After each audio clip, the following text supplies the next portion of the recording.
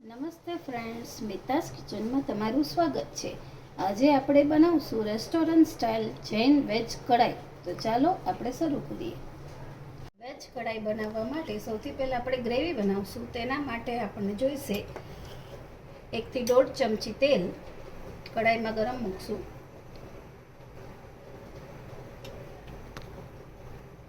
તેલ ગરમ થાય એટલે તેમાં નાખશું જીરું, 15 થી 18 નંગ કાજુ,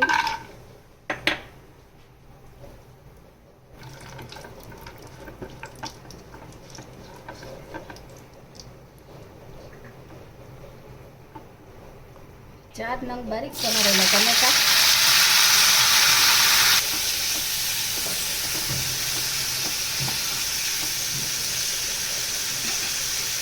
હવે આપણે તેમાં મસાલા કરી દઈશું. સ્વાદ પ્રમાણે મીઠું, 5 ચમચી હળદર પાવડર,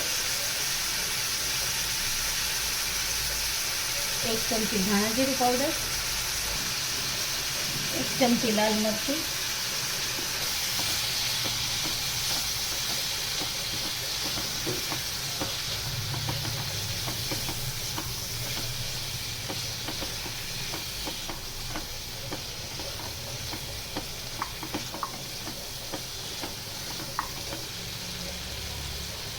1 ચમચી કિચન કિંગ મસાલો, જૈન કિચન કિંગ મસાલો છે,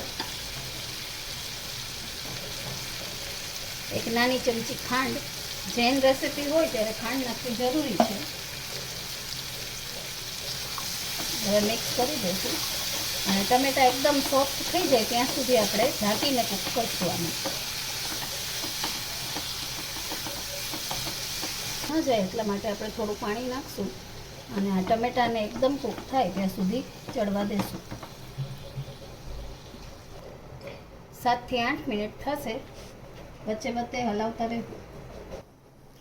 વેજ કઢાઈ સાથે સર્વ કરવા માટે આપણે રોટી બનાવશું. તેના માટે મેં 3 વાટકી મેંદાનો લોટ લીધો છે. તેમાં નાખશું અડધી ચમચી મીઠું, 1 ચમચી ખાંડ, 1/4 ચમચી ખાવાનો સોડા, અડધી ચમચી બેકિંગ પાવડર, 1 થી 1.5 ચમચી તેલ, 2 ચમચા જેટલું દહીં. હવે આ બધું મિક્સ કરી પાણી નાખી થોડો સોફ્ટ લોટ બાંધી દેવો.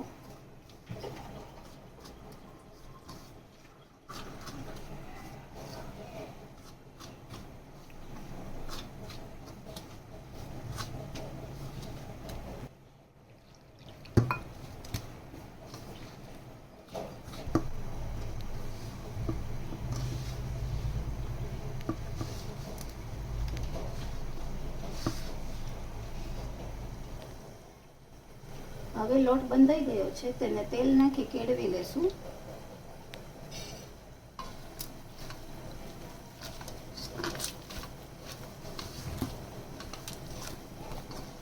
રોટલી કરતાં પણ થોડો સોફ્ટ લોટ રાખવો જેથી આપણી નાન બહુ સરસ થાય.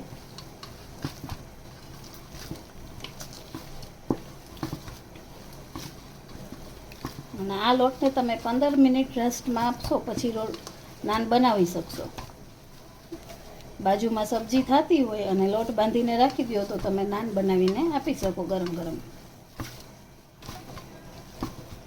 હવે આપણે આને ઢાંકીને 15 મિનિટ માટે રેસ્ટમાં મૂકશું.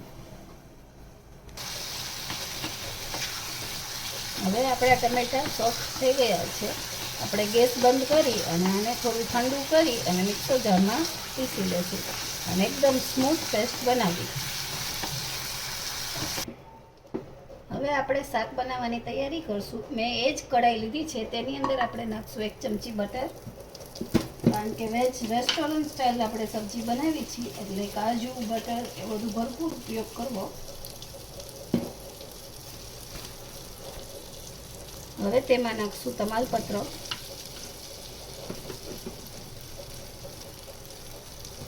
અને અને હવે આપણે નાખશું બાફેલા વેજીટેબલ. તમે વેજીટેબલ તમને જે ભાવતા હોય તે લઈ શકો છો. અત્યારે મેં ગાજર, વટાણા અને ફ્લાવર લીધા છે. ફણસી તમારી પાસે હોય તો તે પણ તમે બાફીને નાખી શકો છો.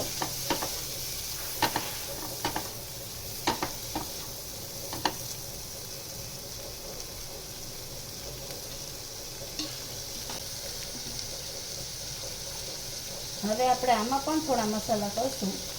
ચપટી હળદર પાવડર, અડધી ચમચી ધાણા જીરું, નાની 5 ચમચી મરચું, 5 ચમચી જેટલો કિચન કિંગ મસાલો, 5 ચમચી જેટલું મીઠું.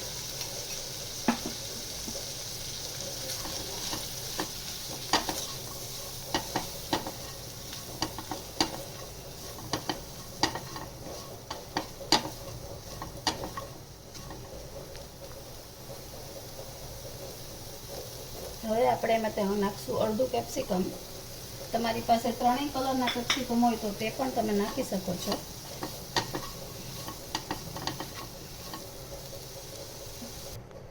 હવે આમાં આપણે પીસેલી ગ્રેવી નાખી દઈશું.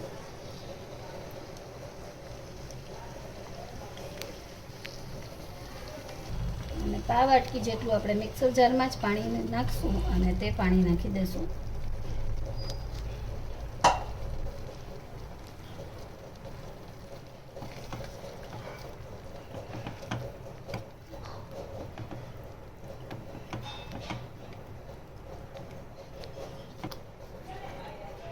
હવે આપણે તેમાં નાખશું પનીરના ટુકડા.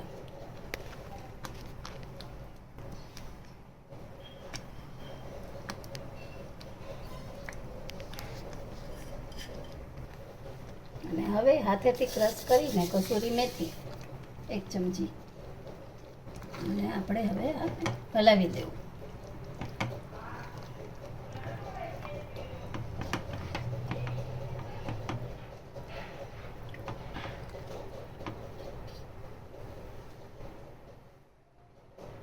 હવે તેમાં નાખશું આપણે 2 ચમચી જેટલી ઘરની મલાઈ. ફ્રેશ ક્રીમ, ઘરની મલાઈ તમે કંઈ પણ વાપરી શકો છો.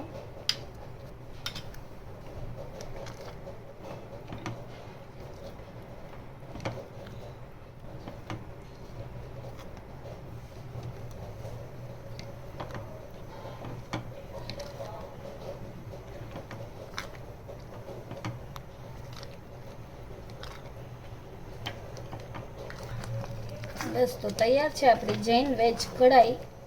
હવે તેને આપણે સર્વ કરી દઈશું. હવે આપણો લોટ રેસ્ટ થઈને તૈયાર છે. હવે આપણે તેમાંથી રોટી બનાવશું.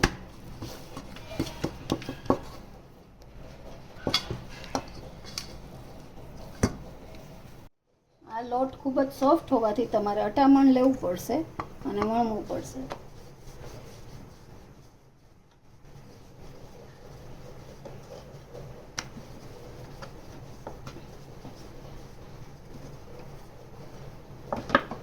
હવે આની ઉપર આપણે પાણી લગાડશું. પાણી થોડું સરખું લગાડવું. તેની ઉપર કલોંજી અને થોડી કસૂરી મેથી. હવે આપણે ગરમ તવા ઉપર ઘીનો ભાગ છે તે મૂકી દઈશું.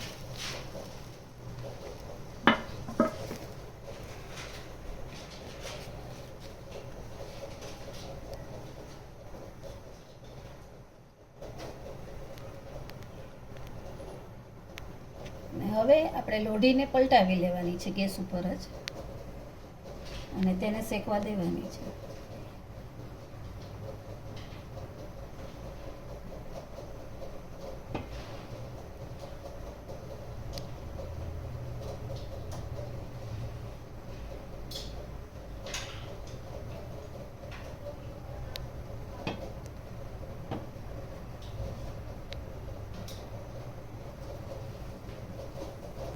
હવે રોટી ઉપર આપણે ઘી અથવા બટર કાંઈ પણ લગાડી શકીએ છીએ. અને હવે આપણે શાક અને રોટલીને સર્વ કરી દઈશું.